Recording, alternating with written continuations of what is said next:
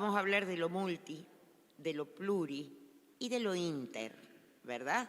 Esta categoría teórica del entre dos como un punto intersticial de reflexión y creación cultural.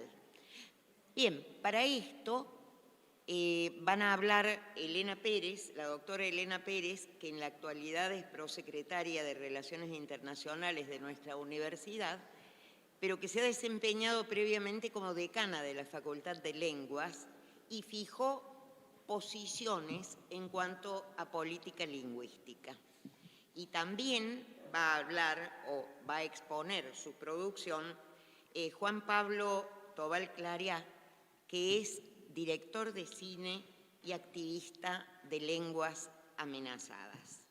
El ciclo de videos, o los videos que va a presentar, pertenecen al ciclo Guardianes de la Lengua. Fíjense, en el imaginario de todos, la guardiana de la lengua es, para el caso del español, la Real Academia Española de la Lengua. Y esto, en cambio, se proyecta al activismo en defensa de las lenguas en extinción. Tal vez lo que está en la base de lo que se va a hablar ahora es el lenguaje como esta suerte de naturaleza universal que nos mancomuna como humanos, ni más ni menos. Muchas gracias a las autoridades de UDUAL por darme este lugar tan inmerecido, aunque creo que hablar después del doctor Yuri es bastante difícil. Muchas gracias, Graciela, por esta presentación y por tomarte el tiempo para venir. Muchas gracias, Juan, por aceptar la invitación. Esta charla que se ha anunciado en la agenda, cómo fomentar el multiculturalismo y el multilingüismo en las universidades de UDUAL, de Cono Sur y de Brasil, he decidido titularla también La diversidad que nos une. Y con ese título fijo también un punto ideológico de partida para esta charla. Vamos a tratar en estos 15 minutos que nos han dado de plantear solamente 3 ideas. La primera es algo que los lingüistas siempre hacemos y es vincular la cognición del mundo, la cultura y el lenguaje. La segunda idea es ¿por qué estamos a favor de la diversidad? ¿Por qué no estamos a favor del pensamiento único y de la cultura única y hegemónica? Porque preferimos la diversidad. Y finalmente me gustaría contarles en los minutos que nos queden qué hacemos, algo de lo que estamos haciendo en la UNC para fomentar la multiculturalidad y el multilingüismo. Siempre que hablamos de cultura, me gusta contar una pequeña fábula, una brevísima fábula, y es la historia de un pez adulto que va nadando una mañana, se encuentra con 2 peces jóvenes y los saluda con una pregunta. Dice: buenos días, jóvenes, ¿cómo está el agua hoy? Los peces jóvenes continúan nadando y al rato se miran el uno al otro y preguntan: ¿qué es el agua? A mí me parece que nuestra cultura es como el agua para esos peces. No podemos verla, es lo que respiramos, es aquello dentro de lo que vivimos, pero está tan naturalizado. Nos hemos apropiado de una manera, digamos, desde que nacemos de esa cultura, de las formas de hacer las cosas, que nos parece que no podríamos hacerlas de otra manera. Es decir, que le damos a nuestra cultura un valor absoluto. Contrariamente, cuando miramos la cultura ajena, la cultura del otro es siempre lo distinto, es lo diferente, es lo sorprendente y a veces es lo insoportable.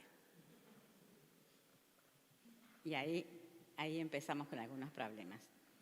Déjenme compartir para ilustrar esta idea, déjenme compartir con ustedes 2 o 3 casos que tienen que ver con culturas que parecen muy extrañas.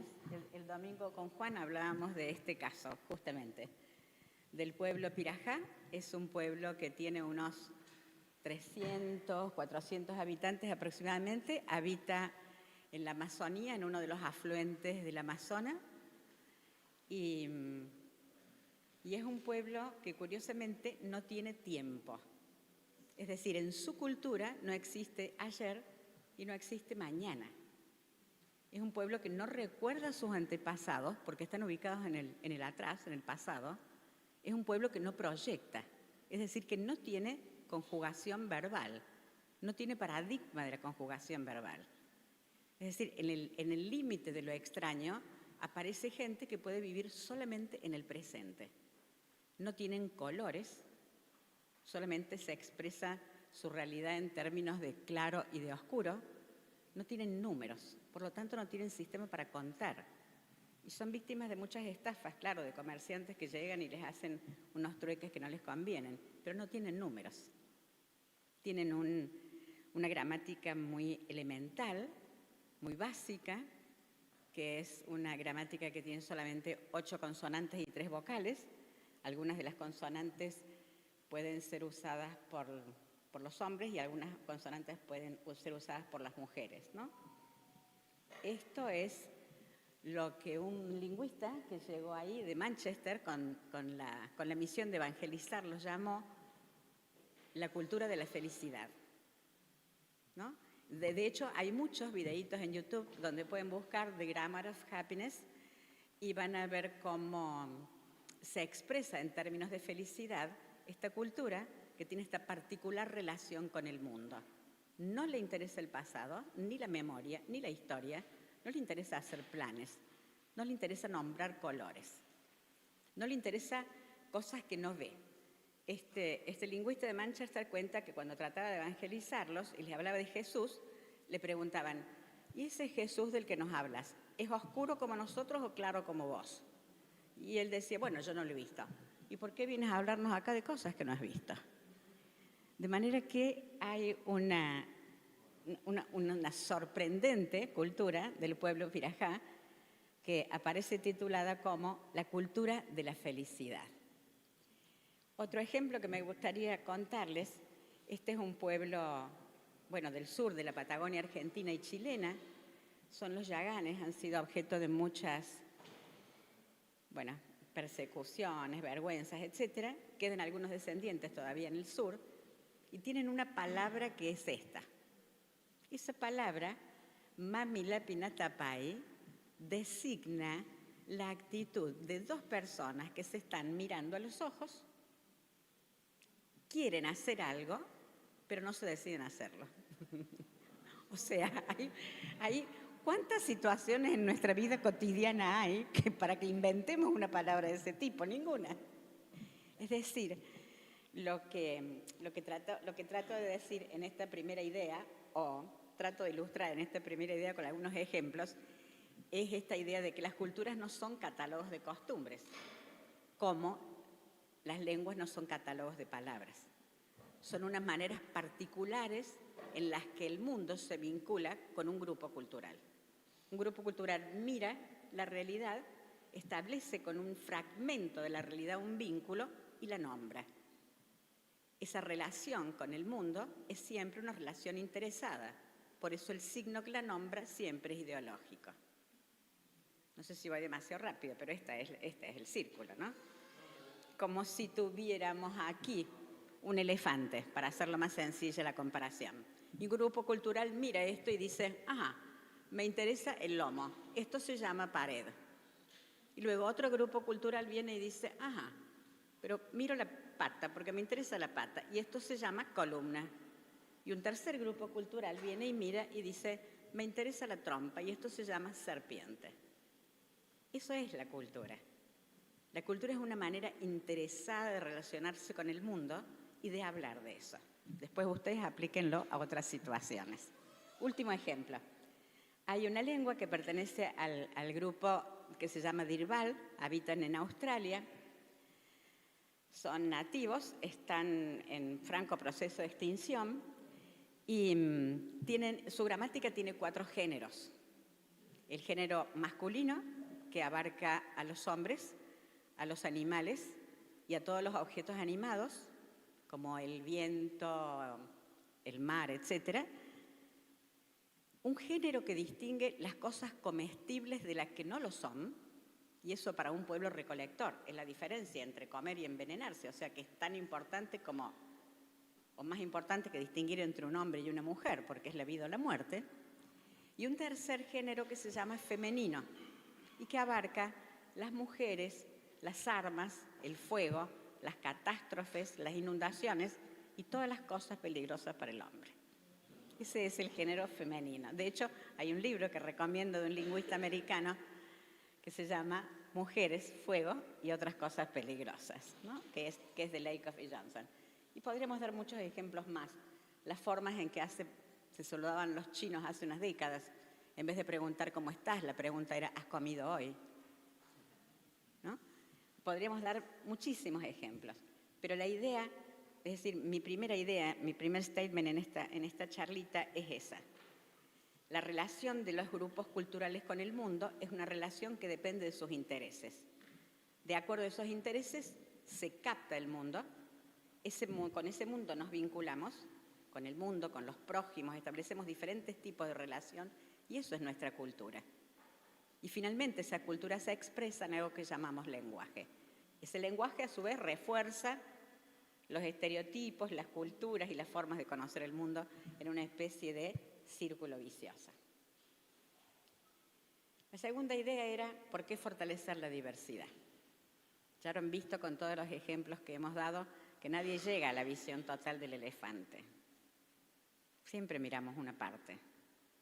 De modo que asegurarnos la multiculturalidad es acercarnos a esa utopía que siempre perseguimos, que es la verdad. La pluralidad es siempre democracia, de manera que multiculturalismo y multilingüismo es más y mejor democracia. Porque vivir en un mundo multicultural y multilingüe reduce la discriminación, porque promueve la visión del otro más allá de los estereotipos, porque nuestros alumnos definitivamente van a vivir en un mundo mucho más multicultural, porque las redes los ponen ahora en todos los escenarios, ¿no? Nosotros nos conectamos con nuestro equipo de investigación, por ahí está Paula, que fue la que hizo la pregunta, nos conectamos con gente del centro de Asia, que le pintaba los ojos a sus niñas al nacer. Le preguntamos por qué lo hacían, ¿no, Paula? Y nos contestaron, de manera que la predicción es, no vamos a vivir entre alambradas culturales, vamos a vivir en un mundo cada vez más conectado y más multicultural.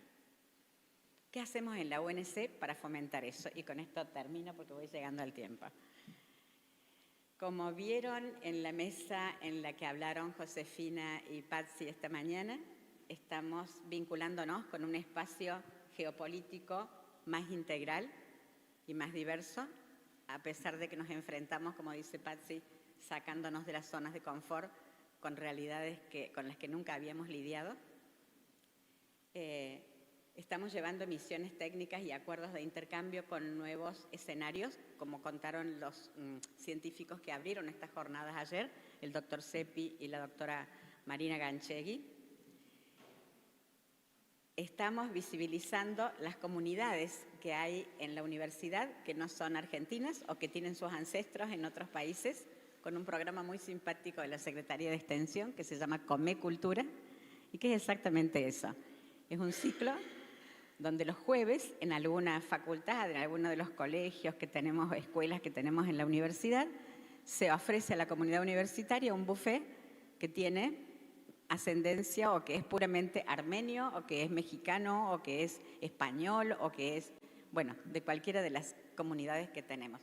Además de que tiene como apoyo esto una mesa de comunidades que también está a cargo de la Secretaría de Extensión. Facilitamos la gestión de espacios dentro del campus universitario, quiero decir, a determinados colectivos, como por ejemplo el colectivo transfeminista, que comenzó hace un par de años, una feria de microemprendimientos y que está creciendo de una manera exponencial. Cada domingo que uno va encuentra que hay nuevos emprendedores y nuevos artistas y nuevos gestores, de manera que gestionamos también que se apropien dentro de la ciudad universitaria a lo mejor grupos que tendrían más dificultades en encontrar otros espacios. Celebramos, bueno, un montón de efemérides y particularmente la Facultad de Lenguas, las semanas culturales, también a través de la comida muchas veces. No sé si lo que nos gusta es comer o el multiculturalismo, pero varias de las celebraciones, varias de las celebraciones tienen que ver con eso. Acá hay unas ilustraciones que sacamos de la Semana del Japonés y de la Semana del Italiano por las personas que veo ahí. También promovemos la actividad y la acción de grupos con determinadas conciencias, como esta conciencia ambiental que se ha vuelto tan fuerte en la última década. Hay un grupo muy fuerte en la Facultad de Ciencias Agropecuarias y hay también una feria agroecológica que se realiza todos los sábados y que ya es un clásico y que también ha venido creciendo, de manera que si se quedan este sábado en Córdoba pueden ir a comprar alimentos libres de agropesticidas y todas esas cosas. De paso les hago un aviso a los chicos de la feria.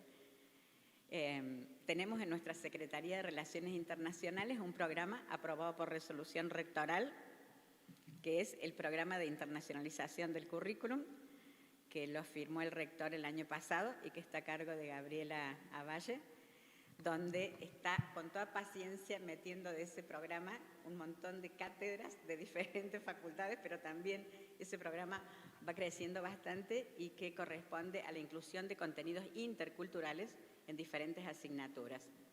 Dentro de ese mismo programa hay un programa COIL, que la UBA nos está por copiar.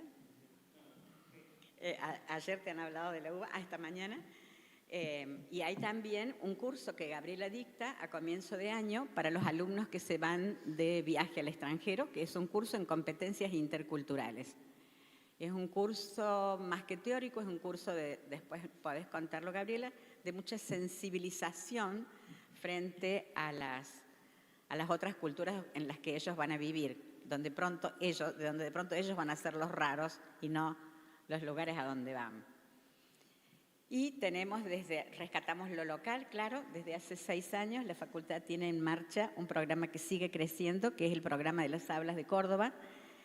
La facultad ha recorrido miles de kilómetros con un lingüista y con unos camarógrafos, obteniendo muestras del habla cotidiana de la gente, en diferentes generaciones, entrante, actuante y saliente, en diferentes sexos, en diferentes niveles de instrucción, rescatando a veces esa palabra diminuta, rescatando a veces el refrán que no sabíamos, que no conocíamos, el nombre de las flores, por ejemplo, de las señoras, el nombre de la fauna, ¿no? Esas pequeñas voces que a lo mejor nunca llegan al diccionario de la Guardiana de Madrid, de ninguna manera, no llegarán a la Real Academia, pero que nosotros estamos tomando registro audiovisual de ellos.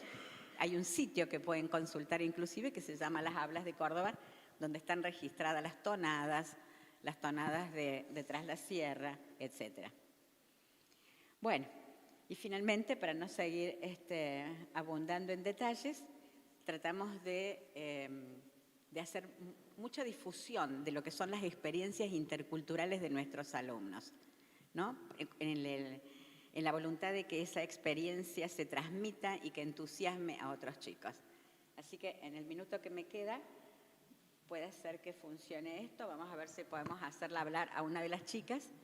Grabamos un video que ella reprodujo en un momento célebre que tiene esta universidad, que es la Feria de las Carreras de Grado. A la Feria de las Carreras de Grado viene todo el mundo, todo el tiempo, o sea que es uno de los lugares donde tenemos más público. Entonces le pedimos a ella que lo filmara y lo reprodujimos durante la Feria de Carreras. Y con esto cierro y le dejo la palabra a Juan. Nos encontramos en la muestra de carreras 2025 de la Universidad Nacional de Córdoba. Estamos contando un poco de nuestras experiencias en el intercambio en el extranjero. Soy Estefanía Carnato, estudiante de la Facultad de Artes en la carrera Cine y Artes Audiovisuales.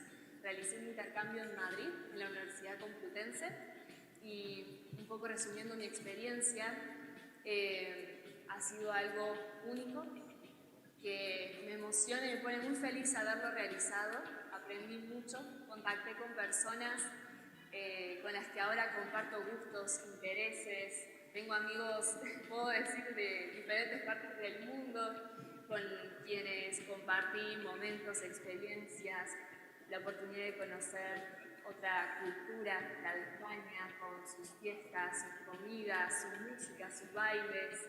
Es algo que para mí como artista siento que me ha enriquecido mucho como persona, me ha hecho más íntegra, porque realmente confrontar una realidad distinta es lo que tienen los intercambios, nos ponen a prueba, nos hacen madurar. En eso es importante que uno tenga una actitud abierta, estar abierto al otro, a lo que tienen para proponernos y lo que uno puede proponer también en otros lugares.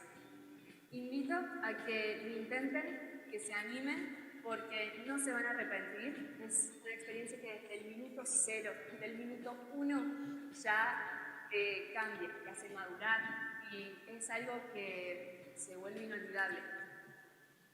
Bueno, eso es más o menos un poco.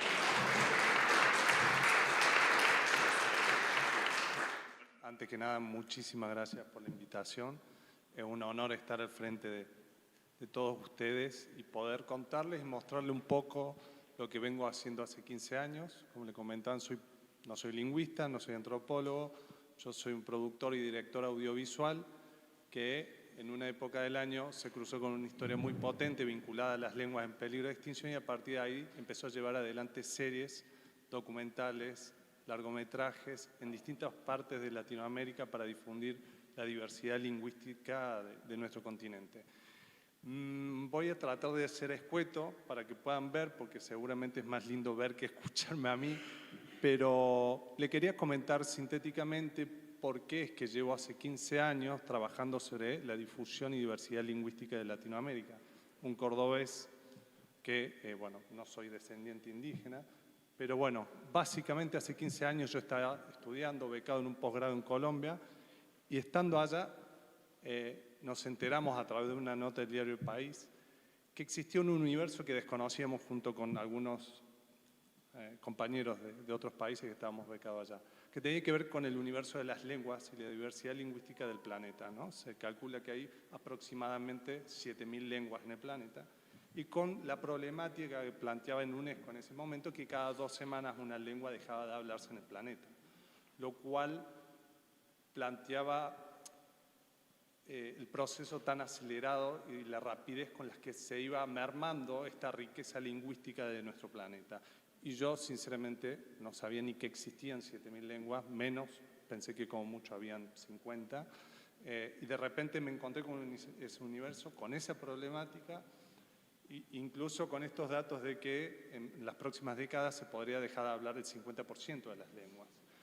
Entonces yo decía, bueno, ¿cómo sabía que había cuestiones que estaban sucediendo vinculadas al medio ambiente, a los animales y demás? Y nuestra propia cultura se veía muy poco en los medios. Entonces a partir de ahí empezamos a ver qué podíamos hacer estando en ese lugar, en Colombia, y investigando dimos con un caso que me marcó para adelante, que fue el último sobreviviente y hablante de la lengua tinigua, que vivía en plena Amazonía colombiana, en uno de los lugares de conflicto armado más potente de Colombia, que era la Macarena, en realidad a 4 horas de la Macarena en la selva, con la mala suerte de estar viviendo a 3 kilómetros de uno de los frentes de la FARC más potente. Y bueno, y ahí nos sumergimos ahí con un equipo de amigos que estábamos allá y tuvimos distintas situaciones que calculo yo que ese fue la razón por lo que viví y me tocó vivir de cerca, que me empujó a llevar adelante todos estos años después distintos proyectos que buscaban difundir las lenguas. Cuando nos sumergimos allá, nos topamos, por supuesto, con muchas resistencias, entre ellas el ejército nos retuvo 10 días, después tuvimos encuentros con la FARC, después nos encontramos con este último hablante que se estaba muriendo totalmente solo en medio de la selva. Después nos tocó vivir con él unos meses y la lingüista que existía, que estaba estudiándolo, y por suerte él sobrevivió y pudimos llevar adelante el primer largometraje que hice hace 15 años atrás, que se llama La Última Palabra, que abordaba un poco la historia y la temática de esta lengua que no se había registrado nunca y que había sufrido una masacre muy grande y que había sobrevivido él, y solo él recordaba esa lengua, que la practicaba con su Dios básicamente y con las 3 gallinas que tenía. Este fue la semilla, digamos, y la motivación para que yo lleve adelante lo que fue después una serie que se llamó Guardianes de la Lengua, porque lo que entendí es esto, ¿no?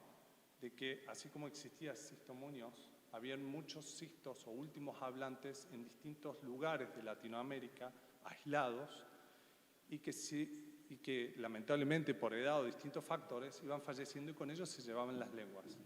Las lenguas, los cantos, relatos transmitidos durante miles de años y en la indiferencia total, porque cuando fuimos por Sisto nadie quiso ayudarlo, ni de la comuna, ni de la gobernación, ni del Ministerio de Justicia, y toqué absolutamente todas las puertas.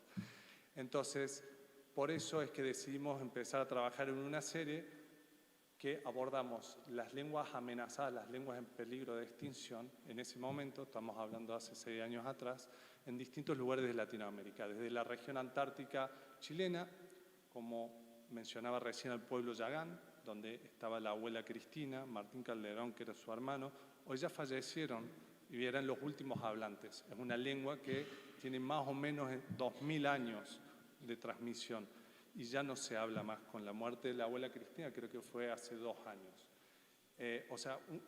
Creo que nuestro registro fue el último, la abuela, y eso habla también de la importancia de estos registros que hicimos, porque se consideran que son acervos y patrimonio históricos culturales, porque contienen las tradiciones, las lenguas, los cantos. Fuimos a la Amazonía, fuimos a Bolivia, fuimos a distintos lugares a la frontera entre Brasil y Paraguay, donde trabajamos con las últimas 4 abuelas del Guaná, tampoco había sido registrado. Hablamos con los Matapí en la zona amazónica colombiana aislada, una lengua que era el Upichía, que hacía 50 años no se hablaba y que nunca se había registrado. Todas son familias, son lenguas aisladas, o sea que no pertenecen a otra familia, con lo cual la recuperación, la revitalización lo hace muy difícil. En fin, esta serie fueron 8 capítulos, 28 minutos, que nos permitió sumergirnos en su historia, contar sus conflictos, escuchar sus voces, sus cantos, sus sonidos. Ahora le iba a pedir a Pablo si nos podía poner, esto es como una invitación a sumergirnos en términos más poéticos, sonoros y demás, para que podamos ver y sumergirnos en el territorio donde ellos estaban.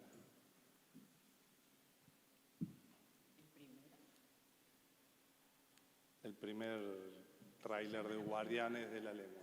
No, de Guardianes de la Lengua. Vamos a dar un bapane buhayo. Me he hecho ya mai y para un bapane mai. Guayi igual.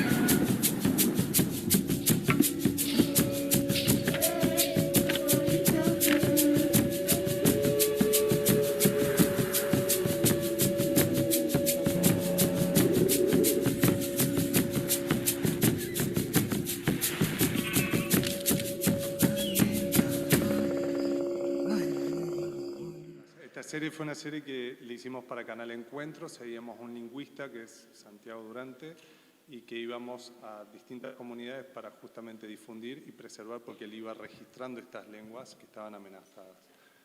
Como les decía, de estas 8 lenguas que abordamos, 3 ya se han dejado de hablar, digamos.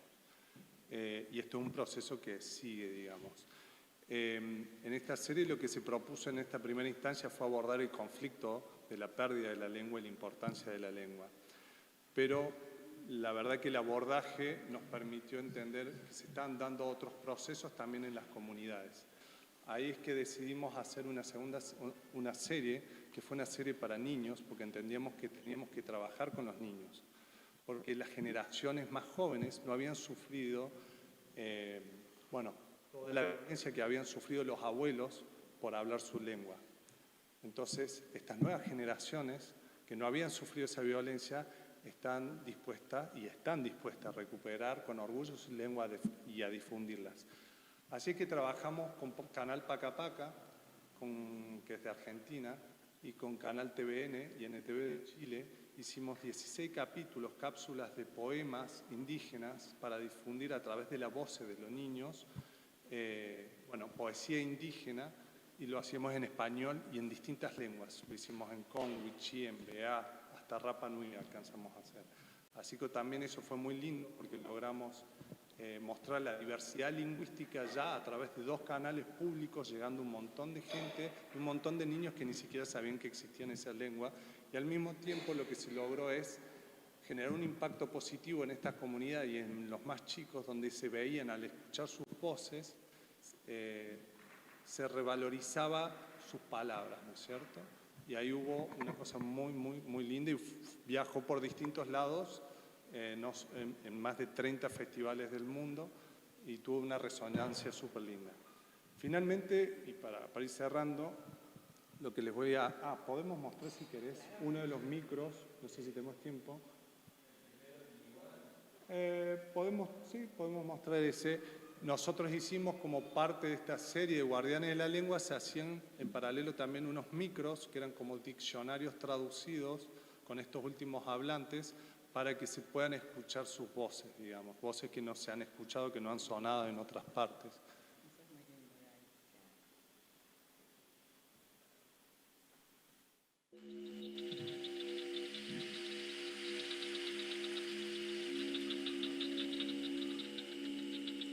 Samaha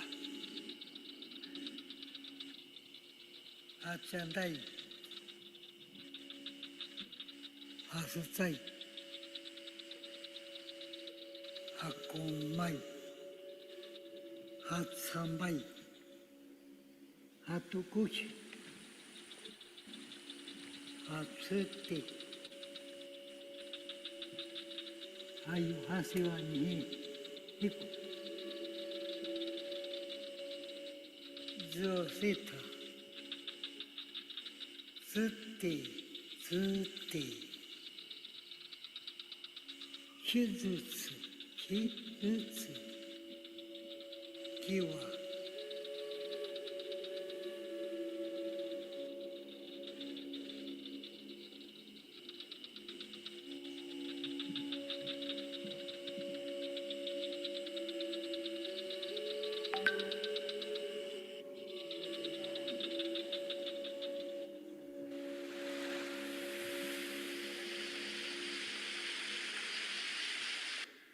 Solo lo último para contarles, en este momento, para terminar, básicamente yo sigo trabajando en la difusión de las lenguas, seguimos desarrollando distintos productos vinculados a la difusión de las lenguas, y en esto lo que le quiero mostrar ahora es un nuevo proyecto que estamos abordando, que es el primer documental a nivel internacional que aborda la lengua materna como tal en toda Latinoamérica.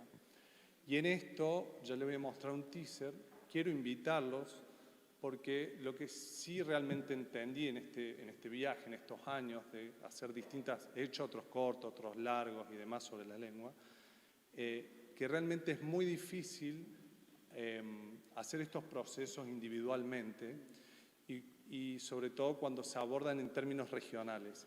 Y que creo que para lograr realmente que exista diversidad cultural, que exista diversidad lingüística y entendamos como tal una riqueza, no un problema esa diversidad, es necesario el compromiso y el involucramiento de distintos actores de la sociedad, ¿no? Entonces, mientras más somos empujando esto, es más fácil y es más posible esta diversidad.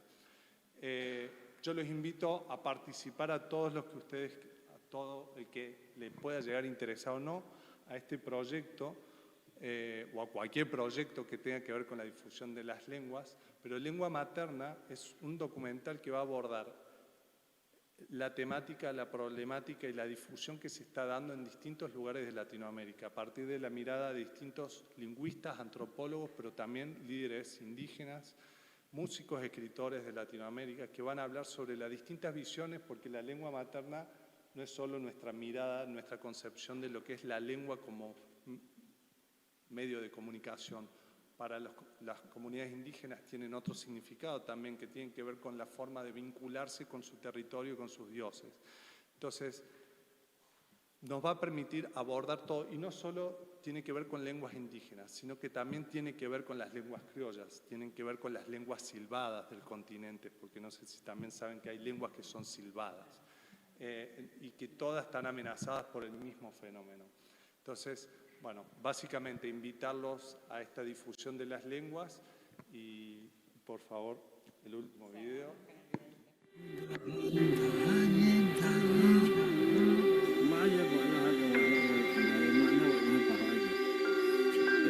Al final de la Segunda Guerra Mundial, al final de la surgimiento de nuevas naciones, se vio, había pueblos que tenían otra forma de expresarse y empezaron a conquistar el derecho a expresarse, a hablar, a tener sus sistemas educativos y sus sistemas comunicativos. Las lenguas, generalmente, casi todas, han quedado reducidas a un ambiente de pueblo, a un ambiente de familias aisladas. Estas culturas, si pierden su lengua, van a perder un enorme de relación al mundo.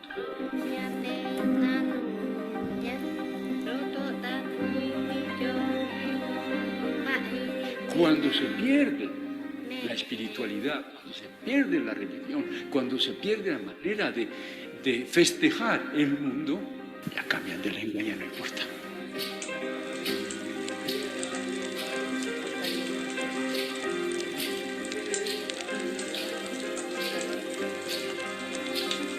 Yo cuando empecé en este trabajo pensaba que esto no iba a durar 50 años, y hace 50 años que estamos hablando, y todavía están ahí, y todavía están vivos, y todavía están reivindicando, y han hecho programas escolares, han hecho cartillas, muchos ahora son videastas, hacen videos, etc. Y se pasean, y los niños hablan y hacen chistes en su lengua, etc. ¿Por qué? Misterio.